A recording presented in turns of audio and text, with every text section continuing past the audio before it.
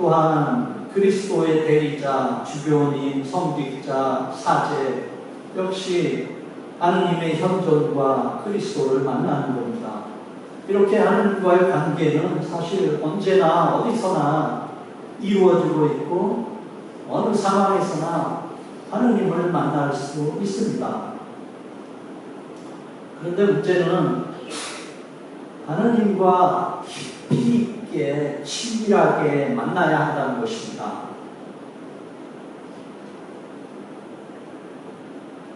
하느님과 친밀하고 깊게 만나는 방법, 영성 안에서는 이렇게 말합니다. 하느님이 계신 곳, 인간의 내면, 인간의 마음 안에서 하느님을 만나야 한다. 이렇게 말합니다. 그래서 고린도의 첫째 편지 3장 16절에도 여러분이 하느님의 성전이고 하느님의 영께서 여러분 안에 계시다는 사실을 여러분은 모릅니까?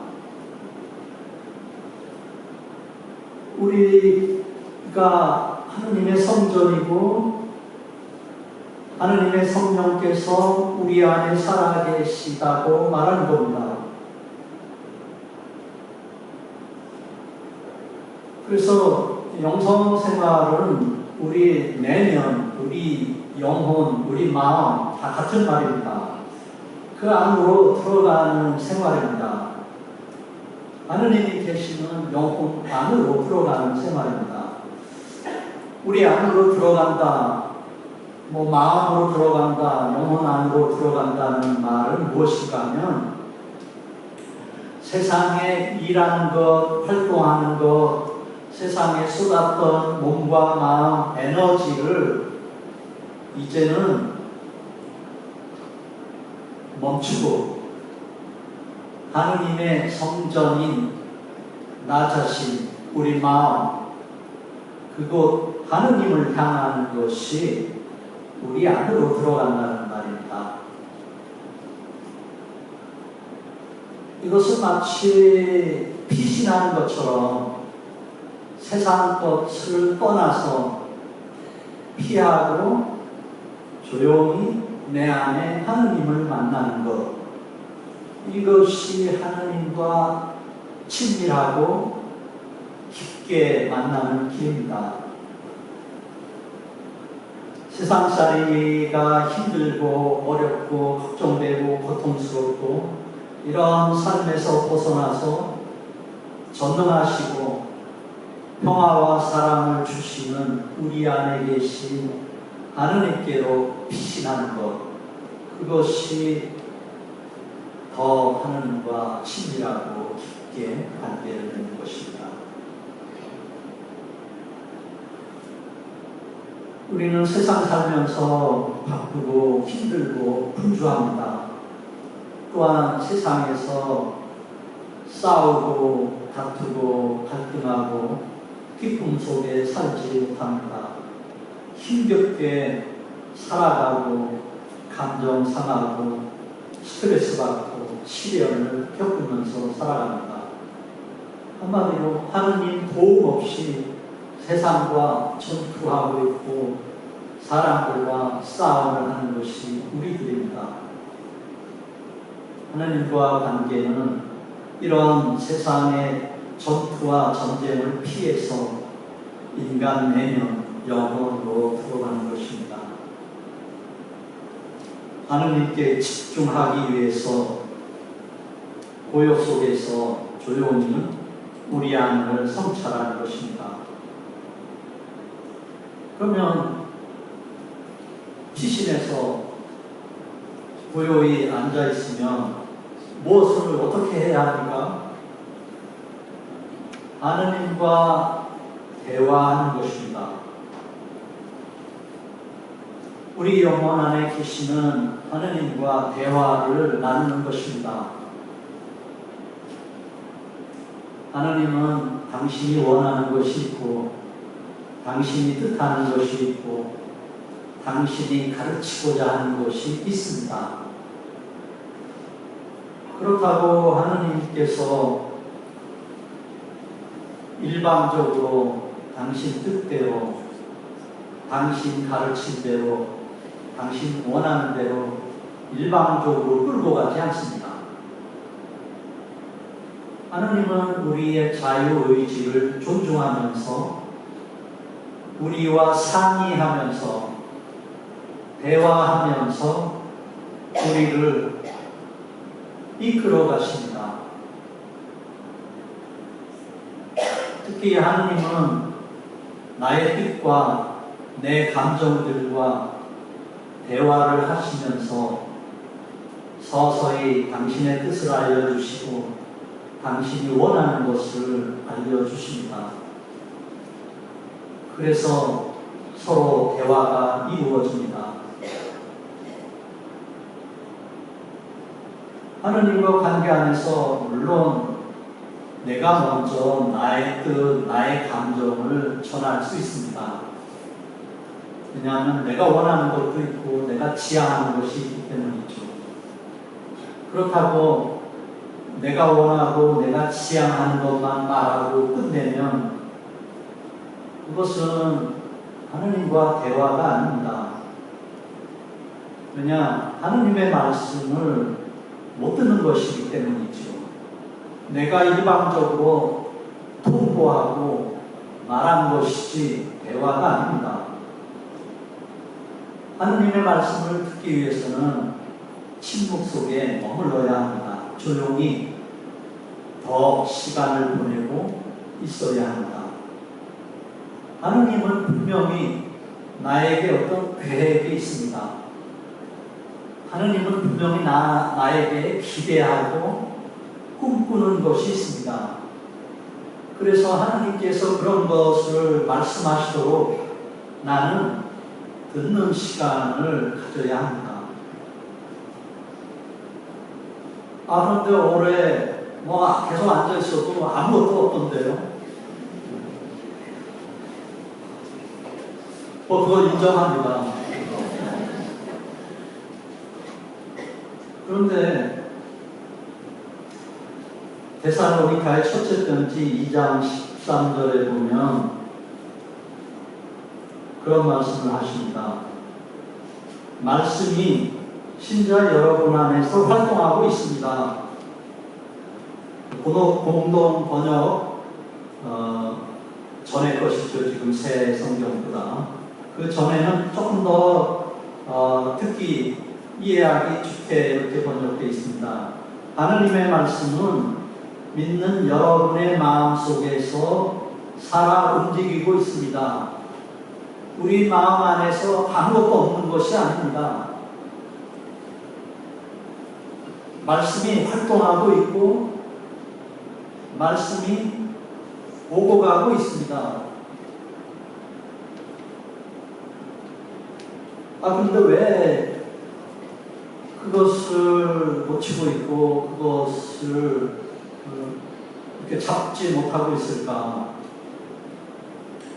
사실은 우리가 말씀을 듣는다는 것을 조금 너무 환상적으로 이상적으로 생각하기 때문입니다. 갑자기 들어라 이렇게 나오는 그런 말씀을 상상하고 환상하기 때문에 놓치는 겁니다. 사실 조용히 앉아있고 지금 이 순간 여러분에게도 가만히 있으면 단어들은 떠오릅니다.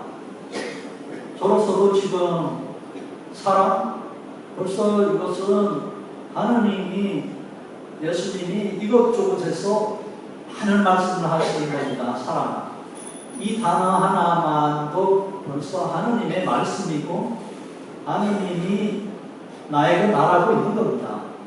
용서 마찬가지죠. 화해, 행복, 기쁨 다 하느님 말씀, 문장은 아니지만 단어로서 하느님의 말씀을 드린 겁니다. 그래서 전혀 들리지 않는다, 아무것도 없다 그렇게 말할 수는 없는 겁니다. 무엇보다도 오랫동안 머물러야 합니다. 베드로의 둘째 편지 1장 19절에 보면 여러분의 마음속에서 날이 밝아오고 샛별이 떠오를 때까지 어둠 속에서 비치는 불빛을 바라보듯이 그 말씀에 주의를 기울이는 것이 좋습니다. 어둠 속에 불빛을 기다리고, 아니 어둠 속에 불빛을 원하듯이 그런 빛이 떠오를 때까지 집중하고 마음을 두고 있으라는 것이죠. 또 하나는 베드로의 첫째 편지 5장 7절을 보면 여러분 모든 걱정을 그분께 내맡기십시오. 걱정을 지고 있으면 들릴 리가 없죠. 물론 걱정을 가지고 있어도 괜찮습니다. 걱정도 하느님을 만나는 기회가 되고 어떤 매개체가 될 수 있으니까요. 어쨌든 여러분의 모든 걱정을 그분께 맡기십시오. 그분께서 여러분을 돌보고 계십니다. 그래서 걱정도 일단 내려놓는 그런 시간 속에 있는 것이 필요합니다. 그래서 우리는 하느님과 관계 안에서 주님, 나에게 원하시는 꿈과 기대가 무엇입니까? 제가 어떻게 하기를 바라십니까? 물어보십시오. 그러면 뭔가가 떠오를 겁니다. 물론 떠오르는 단어는 기쁜 말도 있을 수 있지만 피하고 싶은 말도 떠오를 겁니다.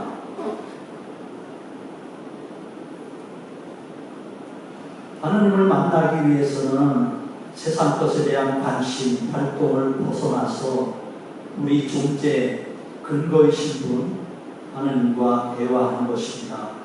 우리의 귀를 그분께 기울이는 것이고 말하고 행동하고 가르치시는 그분에게 무언가를 얻어내고 배우는 것입니다.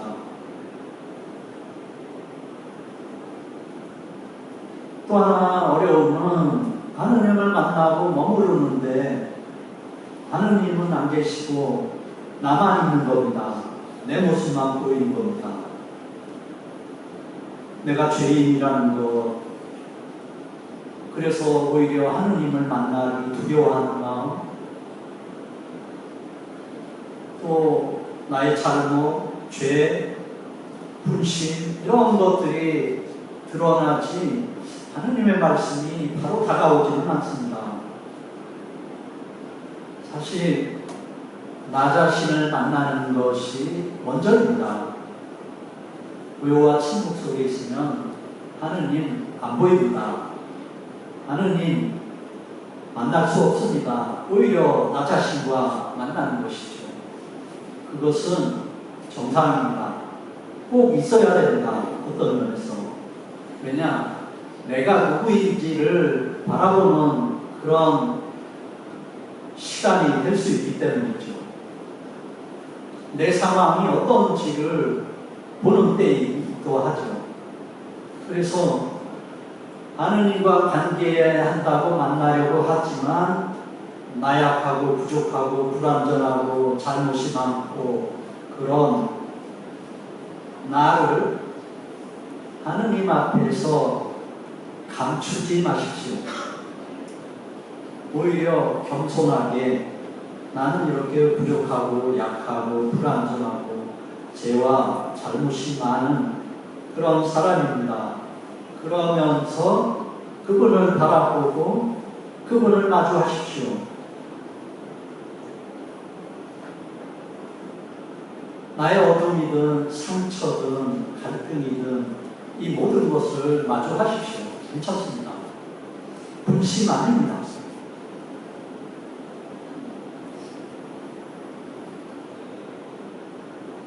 우리는 하느님과 관계 안에서 이 자신이 비참하고 나약하고 부족한 것을 발견하면서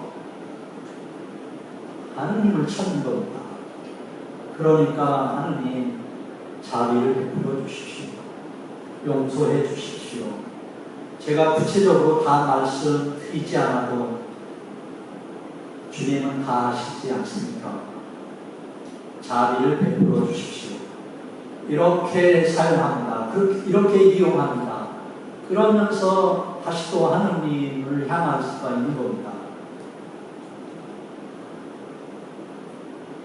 특히 사도 바울은 나의 힘은 약한 데에서 완전히 드러난다 라고 말씀하신 주님, 그래서 나는 그리스도의 힘이 나에게 머무를 수 있도록 나의 약점을 자랑합니다. 그렇게 이야기합니다.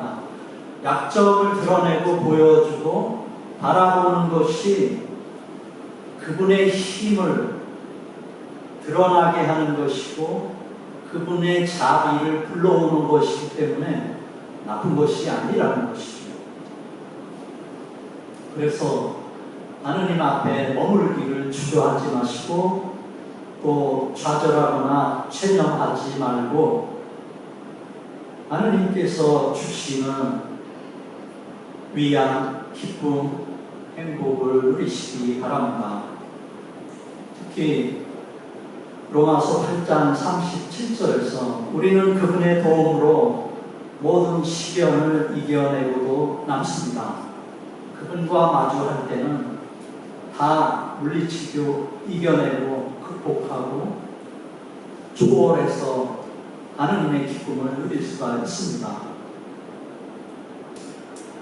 우리 마음 안에서 그래서 힘을 내고 또 하느님의 말씀을 선택하고 이제 하느님의 뜻대로 살겠다고 결단을 내리면 나는 변화되는 겁니다. 그래서 그 순간이 엄청난 기쁨이고 행복이 되는 것입니다. 하느님과 함께하는 행복, 기쁨 모두에게 함께하고 은총 내리고 힘을 주시기를 기도합니다. 네.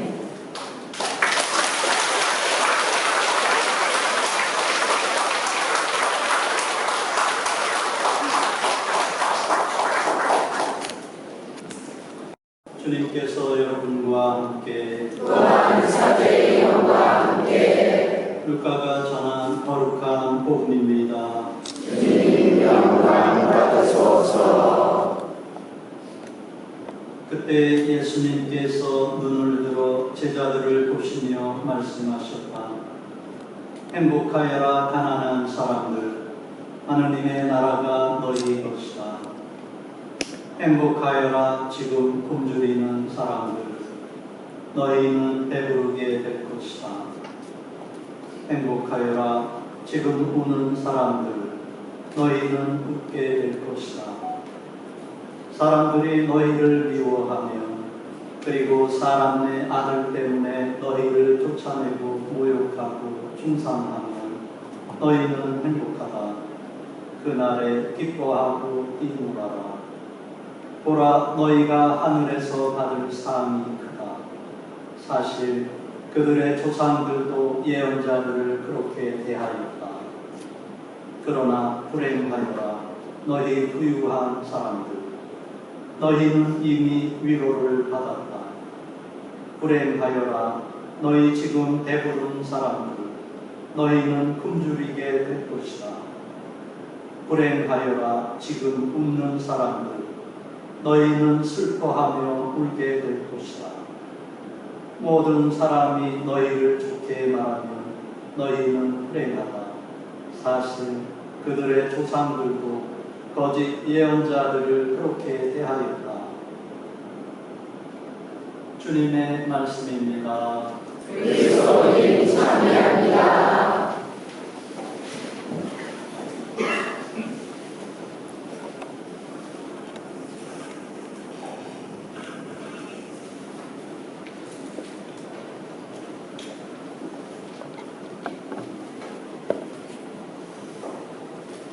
예수님. 참 예수님. 사실 마산 진동 가르멜 수원에는 오래전에도 있었고 최근에 이제 올해 3월달에 와서 지내고 있었지만 마산 교구 본당에서 강의한 것은 처음입니다. 화병성당이 마산교구에서 처음 저로서는 강의하는 것이라 좀 설레기도 하고 아주 특별한 오늘입니다. 이런 기회는 시작에서도 말씀드렸지만 사청에서 신부님 뵙고 신부님과 약속하고 그래서 오늘 이렇게 방문해서 함께하게 되었습니다. 신부님께서 주제를 주셨습니다. 사랑은 빵만으로 사는 것이 아니라 하느님의 말씀으로 사는 것이다. 그 주제와 그래도 연관해서 하나님과 나의 관계에 대해서 오늘 말씀드릴까 합니다. 세상에서 사는 사람들, 우리들 매일 겪는 갈등이 있습니다. 어떤 때는 다툼도 있고 상처를 주는 일, 상처를 받는 일, 또 분쟁, 불화, 그래서 미움, 복수심 이런 것들이 생기면서 사이가 좋지 못한 인간관계를 이루는 갈등들이 있습니다. 또 세상 이 일 가운데서 경쟁하기도 하고 어떤 때는 잘 되기도 했지만 실패하고 또 절망하기도 합니다.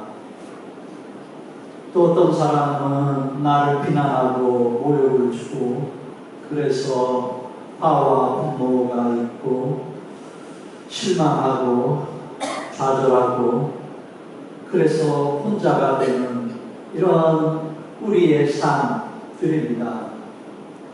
이럴 때 드는 생각은 과연 나는 누구인가? 나는 무엇을 하는 사람인가? 나는 어떻게 살아야 하는가? 진지하게 고민하게 됩니다. 오늘날 모든 사람들이 원하는 것은 기쁨이고 행복입니다. 그래서 어떤 권력의 힘, 높은 지위의 신분, 혹은 물질적인 재산, 부를 추구하면서 기쁨과 행복을 찾으려고 합니다. 또 자신의 외모 안에서 건강에서 사회적인 명성에서 만족감, 행복을 찾으려고 합니다. 하느님과 관계 속에서 누릴 수 있는 행복은 잘 모르고 있습니다. 하느님은 우리가 정말 행복한 사람이다 라고 말합니다. 하느님은 성경 곳곳에서 우리를 사랑한다고 말씀하십니다. 복음서를 펼치면 어느 곳에서든 나는 너를 사랑한다 이런 주님의 말씀, 또 우리를 사랑하는 모습들 많이 발견할 수 있습니다. 그런데 하느님의 사랑을 받는 우리 자신이 행복하다는 것을 깨닫지 못하고 있습니다. 정말 안타까운 일입니다. 신앙 안에서 하느님과 관계는 행복하고 기쁜 일입니다. 하느님과 보내는 시간, 하느님 앞에 있는 시간은 기쁘고 행복한 시간입니다. 성당에서나 또 성당에서 미사할 때나 전례에서 행복하고 기쁜 것입니다. 왜 성당에서 미사 전례에서 행복한가? 우리의 행복은 진정으로 하느님과 만나는 것이고 마음 깊이 하느님을 만나서 행복과 기쁨을 깨닫고 누리는 것이기 때문입니다. 우리 그리스도 신앙이 행복, 기쁨을 멀리하는 것이 아닙니다. 다만 신앙 안에서 누리는 행복과 기쁨은 세상에서 말하는 행복과 기쁨과는 다르다는 것뿐입니다. 신앙에서 기쁨, 행복은 인간적이고 물질적인 것에서 큰 가치와 기쁨을 두지 않습니다. 그리스도교 영성에서 행복은 외적, 물질적 소유의 기쁨이 아닙니다. 그럼 행복과 기쁨의 원천은 무엇이고 어디에서 오는 것인가? 정말 중요한 일인데 하느님이 창조한 인간 그 자체가 기쁘고 행복한 존재라는 것입니다. 하느님이 사랑하는 인간 자체가 존엄하고 높고 귀중한 품위를 가지고 있어서 행복하고 기쁜 존재라는 것입니다. 인간이 무엇을 소유했기 때문에 기쁘고 행복한 것이가 아니라 인간 존재 그 자체로 귀하고 아름답고 인간이라는 것 자체가 행복한 것이라는 겁니다. 우리가 행복하고 기쁘게 살려면 나 자신을 바라보아야 합니다. 내가 무엇을 하고 무엇을 가지고 있는가를 바라보는 것이 아니라 나라는 존재를 생각해 보는 것입니다. 나의 몸, 나의 마음, 나의 내면, 나의 영혼 얼마나 존엄하고 소중하고 아름다운지 진정으로 내가 소중하고 아름답다는 것을 찾고 발견할 때 기쁨이 시작되는 것입니다. 그래서 내 안에서 하느님을 만나는 이 일을 시작해야 합니다. 하느님을 만나서 기쁨, 행복이 없으면 어디에서 기쁨, 행복을 찾을까요? 다른 사람과 비교하면서 행복과 기쁨을 찾습니다. 즉, 내가 다른 사람보다 더 많이, 더 오래, 또 더 인정받는 것, 여기에 기쁨과 행복을 찾는 것이죠. 그래서 기도도 남보다 더 오래 하고 봉사도 다른 사람보다 더 많이 하고 그래서 많이 하고 더 시간을 가지면 행복합니다. 왜냐하면 저 사람보다 내가 좀 더 열심히 하니까. 그런데 이 사람 마음 안에는 행복이 없습니다. 기쁨이 없습니다. 왜냐하면 경쟁으로 다른 사람을 바라봅니다. 비교로 다른 사람을 바라보고 기쁨을 찾으려고 합니다. 그러다 보니까 마음 안에서 경쟁하고 마음에서 압박감을 느끼고 마음 안에서 시기 질투하고 미움이 일어납니다. 다른 사람보다 잘하려는 이기심, 욕심이 마음에 생깁니다. 그래서 외적으로는 잘하고 월등하고 열심히 하지만 마음은 평화롭지 않고 불안하고 기쁘지 않은 것입니다.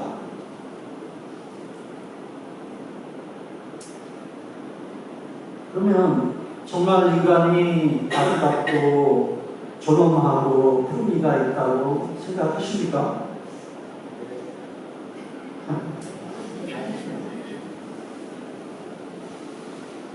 사실 우리가 괴롭고 힘든 것은 인간 때문입니다.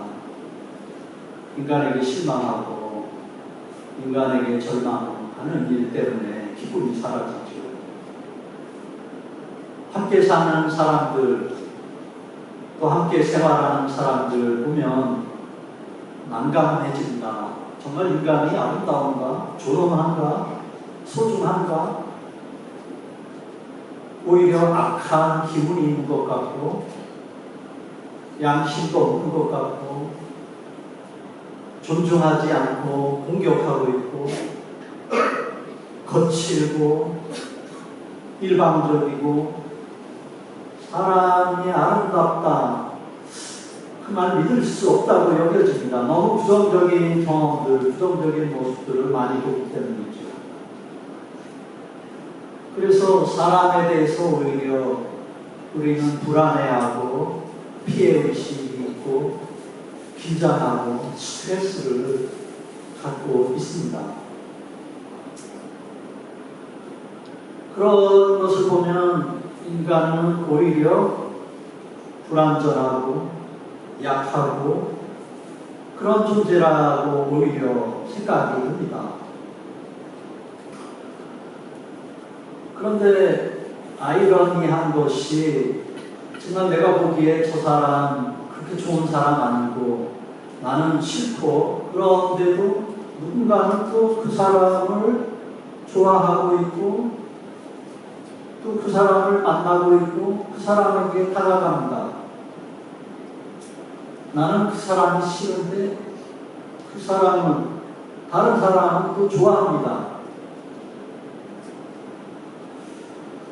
그렇다면 이것도 무엇인가? 나는 싫어하는데 다른 사람은 좋아한다는 것. 그 안에는 내가 못 본, 내가 발견하지 못한 그 사람에게 끌리고 그 사람이 좋고 멋진 아름다운 면이 있다는 겁니다. 정말 인간이 존엄하고 아름다운 그런 모습은 있는 것 같습니다. 왜냐? 내가 존경하는 사람이 있고 내가 좋아하는 사람을 보면 그 사람의 모습, 행동은 아름답고 사랑이 있고 따뜻하고 그런 모습입니다. 그래서 공동체 안에는 여러분들 이 공동체 안에도 봉사하고 헌신하고 신심 깊은 그런 사람들이 많이 있습니다. 또 다른 사람들과도 잘 어울리고 활발하고 적극적이고 친교를 나누는 사람들이 있습니다. 또 말을 많이 하진 않지만 편안하고 다른 사람을 존중하고 배려하는 그런 힘이 있는 사람들이 있습니다. 그래서 모든 공동체마다 사람 모인 곳에는 이런 사람이 있습니다. 한마디로 힘과 활기를 주는 인간 비타민이 있습니다. 또 인간을 편안하게 따뜻하게 해주는 해피 바이러스를 전하는 그런 사람도 있습니다. 또 평화와 웃음을 주는 피스메이커도 있고요. 이렇게 우리가 사는 공동체에는 인간 비타민, 인간 해피 바이러스, 피스메이커가 있습니다. 공통점은 그 사람들이 어떤 물질이나 어떤 외적인 어떤 재산이나 이런 것들이 많아서 그런 것이 아니라 그 사람이 가지고 있는 내적인 힘, 내적인 활기, 평화 이런 것을 간직했기 때문에 우리에게 좋은 분위기를, 좋은 모습을 보여주는 것입니다. 제가 신부님하고 강의하기로 약속한 후에 인터넷에서 활력 성당 찾아서 홈페이지를 들어가 봤습니다. 여기 상가 건물 우리 맨 앞에 나오고, 그리고 이제 여러 카테고리에서 또 분당 주도도 있고 게시판도 있고 여러 가지가 있었습니다. 흥미로웠던 것은 이제 사진 갤러리가 있어서 분당에서 뭘 하는지 이렇게 사진들을 다 이렇게 보면서 재미있게 봤습니다. 그리고 분당 주도도 계속해서 신부님께서 사진과 함께 맨 앞에 쓰고 같이 또 강론하고, 근데 성함이 안 보이는 거예요. 밑에 보니까 분당 주임신부 이렇게 그냥 써 있어서 이렇게 숨기시는구나 이런 생각도 하고, 또 이렇게 주보 내용들 보면서 안드레아 신부님에 대해서 생각하기를, 신부님 말년에 늦둥이를 두셨나 보다.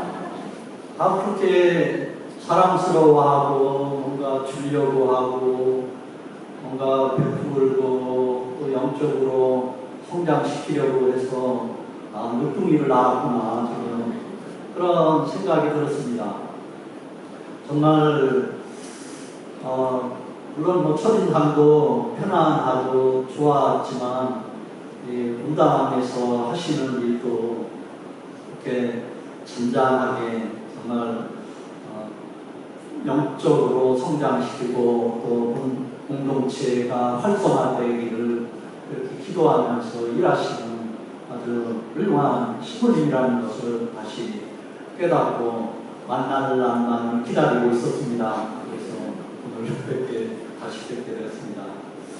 이렇게 사제들도 정말 헌신하고 희생하고 또 봉사하고 내어주는 그런 좋은 모습들을 다 어느 공동체 또 사제 성직자들, 지도자들 있죠.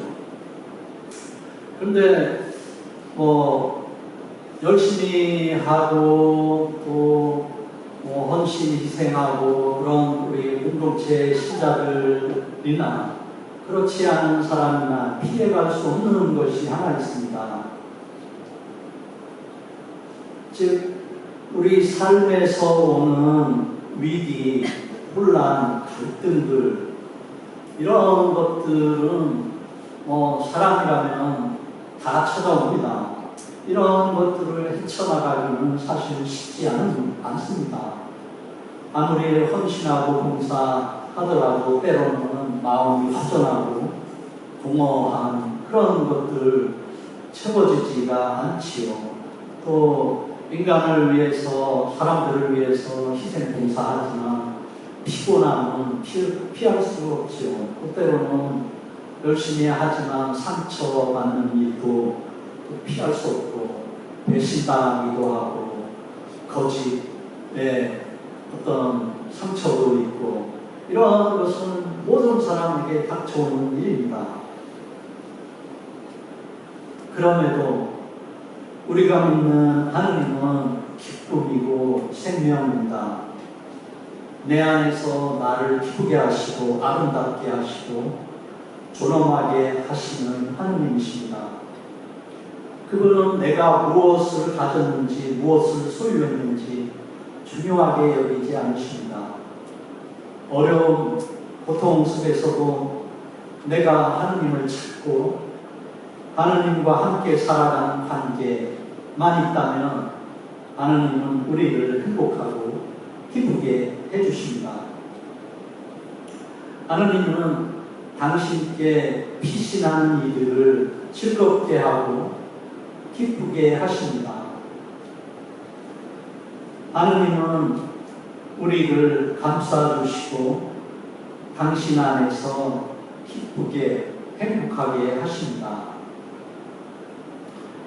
그리고 우리의 슬픔을 기쁨으로 바꿔주시고 우리를 위로하시고 우리가 근심할 때 즐거움을 주십니다. 이렇게 성경에서 말하고 있습니다. 과연 기쁨과 행복을 주는 하느님과 어떻게 올바른 관계를 가질 것인가?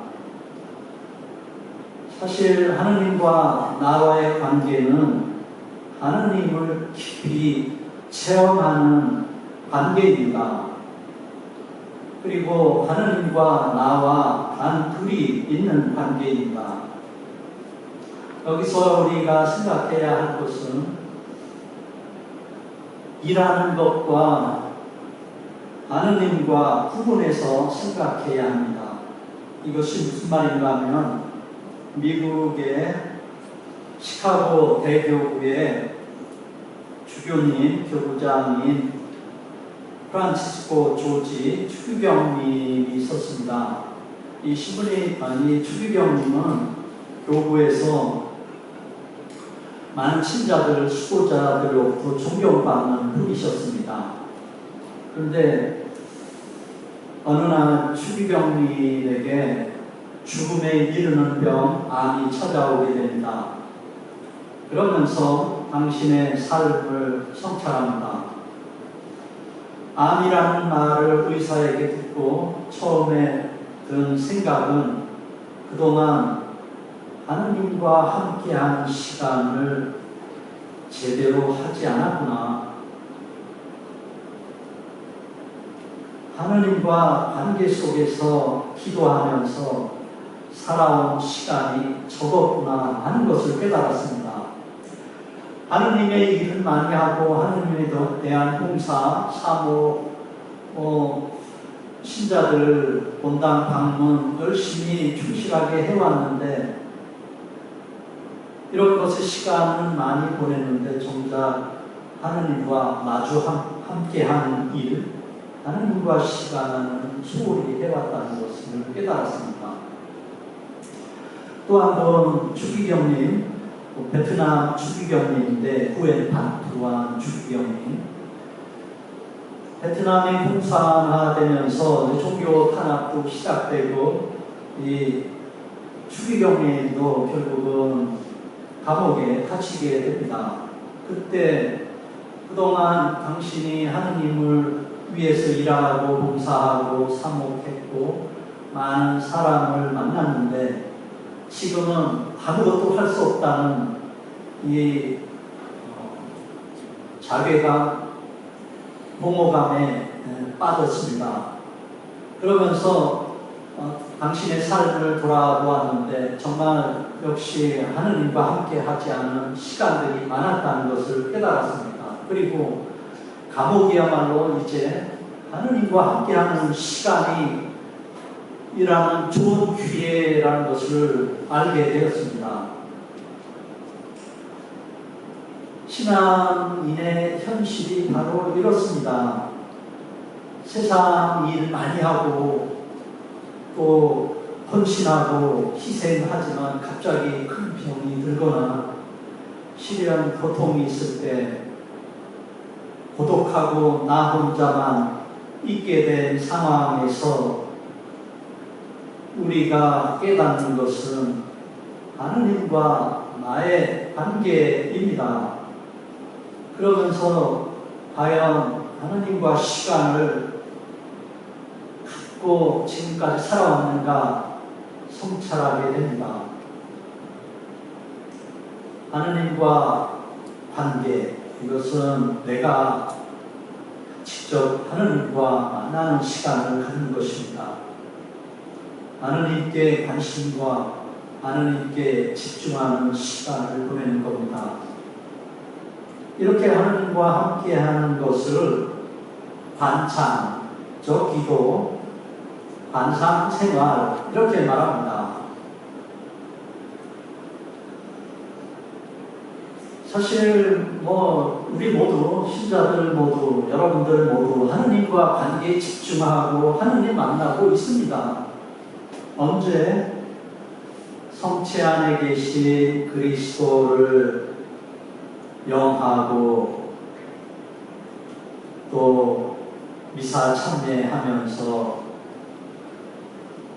함께 이 전례 안에 있을 때 하나님과 만나는 시간입니다.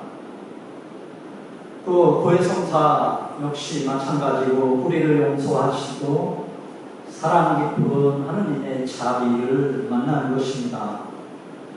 세례성사, 현진성사, 병자성사 역시 하느님을 만나고 은총과 은혜를 받는 때입니다. 교회의 성사와 전례 안에서 이미 우리는 하느님을 만났고 또 응답도 했습니다. 뿐만 아니라 성경에서 우리는 하느님을 만납니다. 미사 때 성경에서 말씀하시는 아버지의 말씀, 또 예수 그리스도의 말씀을 만납니다. 그래서 말씀하시는 분께 귀를 기울이고 경청할 때 우리는 그분의 목소리를, 그분의 말씀을 듣는 겁니다. 뿐만 아니라 성당에서 기도하는 사람이라면 하느님 지으신 모든 세계 내 마음속에 그리워볼 때 하늘의 별 울려 퍼지는 내 삶 주님의